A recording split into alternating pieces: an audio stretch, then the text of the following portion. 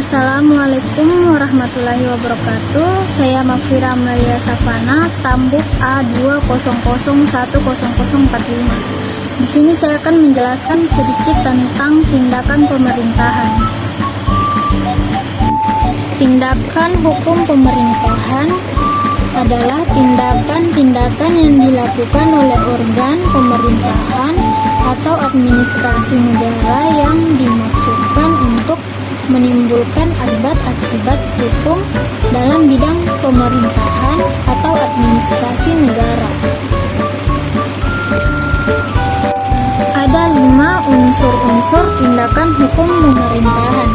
Yang pertama, perbuatan itu dilakukan oleh aparat pemerintahan dalam kedudukannya sebagai penguasa maupun sebagai alat perlengkapan pemerintahan dengan prakarsa dan tanggung jawab sendiri.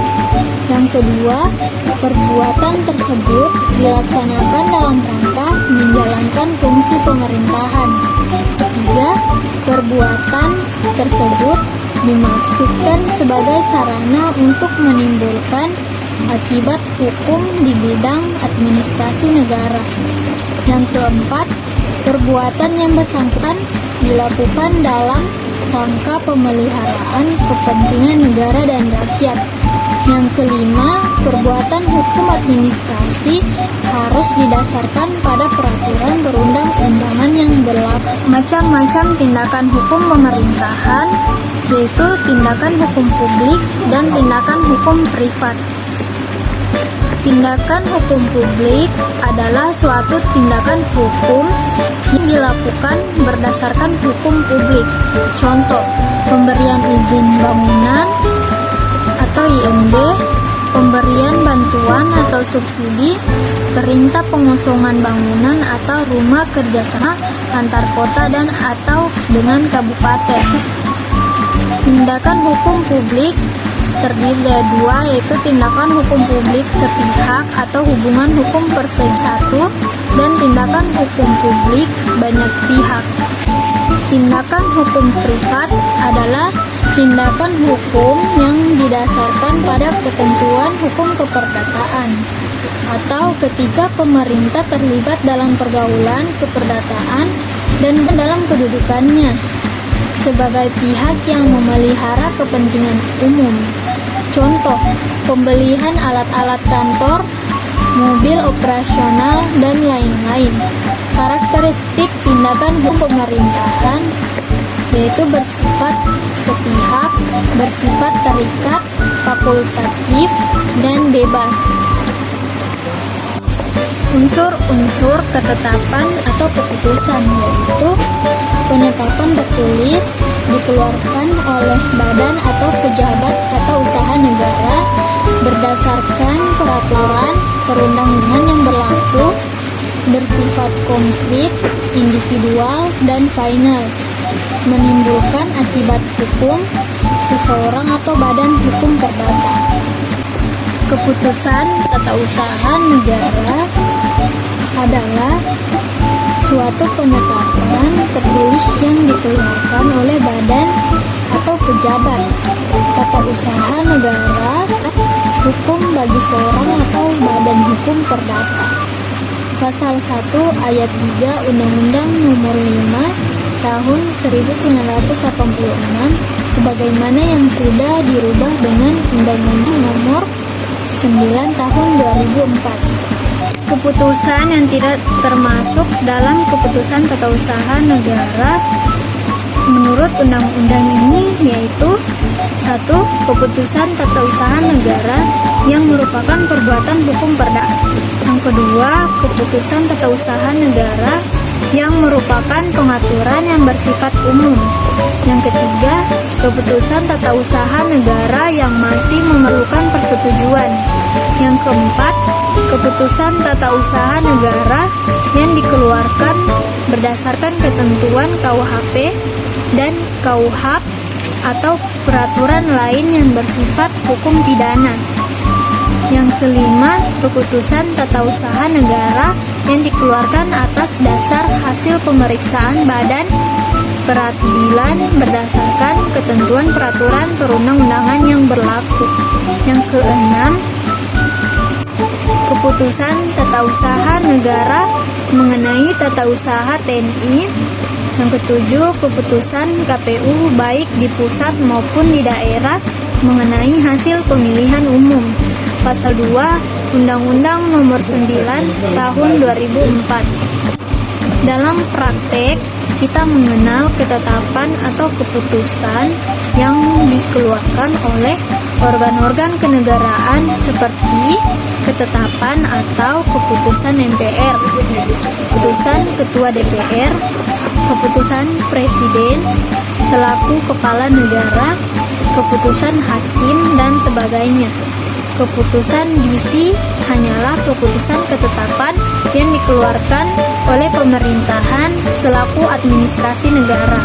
Ketetapan yang dikeluarkan oleh organ-organ kenegaraan tidak termasuk dalam pengertian resikim berdasarkan hukum administrasi negara. Tata usaha negara adalah administrasi yang melaksanakan fungsi untuk menyelenggarakan urusan pemerintahan baik di pusat maupun di daerah.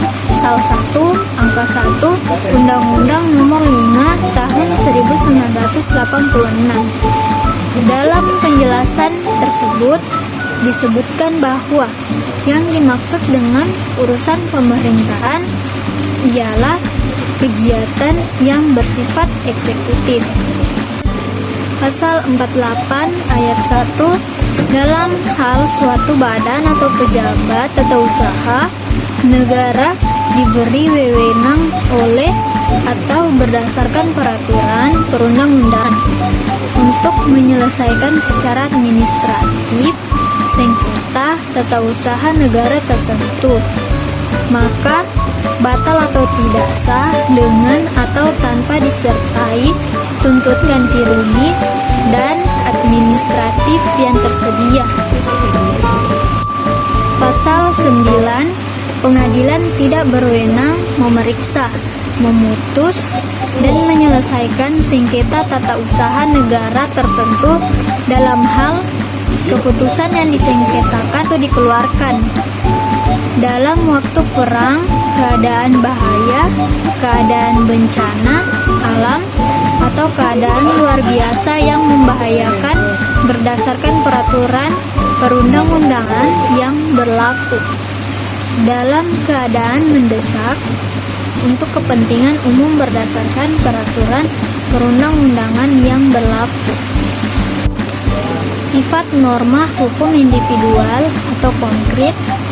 KTUN bersifat individual, artinya tidak untuk umum, tertentu berdasarkan apa yang dituju oleh keputusan itu. KTUN bersifat konkret, berarti tidak bersifat umum atau abstrak. Objeknya yang mungkin terbatas waktu atau tempatnya, baik alamat maupun yang dituju.